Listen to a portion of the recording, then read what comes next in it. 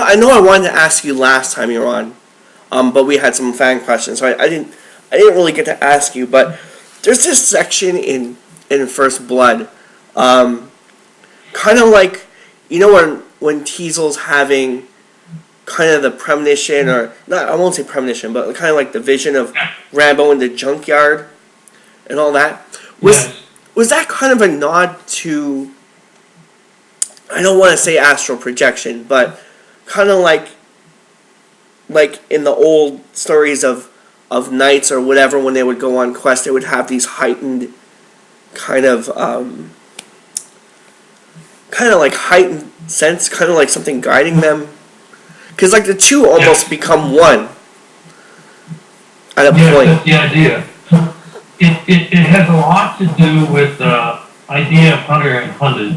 But before I talk about that, there was a book I used for research called The Hero with a Thousand Faces by Joseph Camp. This same book, many years later, was used by George Lucas to help him understand what he was doing in the Star Wars saga. And in The Hero with a Thousand Faces, the hero's journey, there's a mystical moment that Campbell talks about, where the life and death issues have caused almost a preternatural way for someone to see the world. Everything is so clear.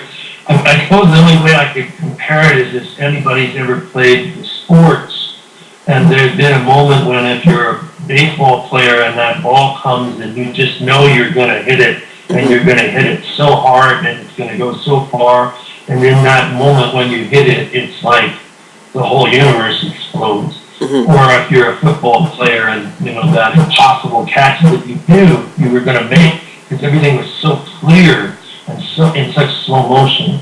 Or basketball players, you know, you hear about basketball players from the far end of the court throwing the ball and knowing before they threw it that the ball was going to go in at the far end, way down the court. And you know, you think about the traditional hunted stories about the two becoming one. It's difficult to talk about, but you see it a lot in stories. If you look at, say, William Faulkner's The Bear, which is a hunting story, he gets into that too. What happens when you're in the forest, the primordial surroundings, and there's this life and death circumstance where everything becomes so heightened, it's almost like you could soar off the ground. And so I was trying to pick that. And in the novel, Rambo is in a bat cave at one point. In the movies they made it rats, but in the novel it's bat. And it's horrific. It's horrid. And he manages to get through that experience, and it's almost as if he's in a mystical experience of he's going through the bat. And he comes out on the other side, seeing the world in a clarity and a purity that he's never experienced before. And meanwhile, the police chief has nearly died because of him having escaped through a slope of thorns, brambles. Almost been flayed alive, but he's still there, but he's bled a lot, and he's in very bad shape. And he's having a similar mental, emotional experience because of his pain and what pain can do to a person in terms of perception. So they're both seeing in ways that are extraordinarily clear and extraordinarily heightened.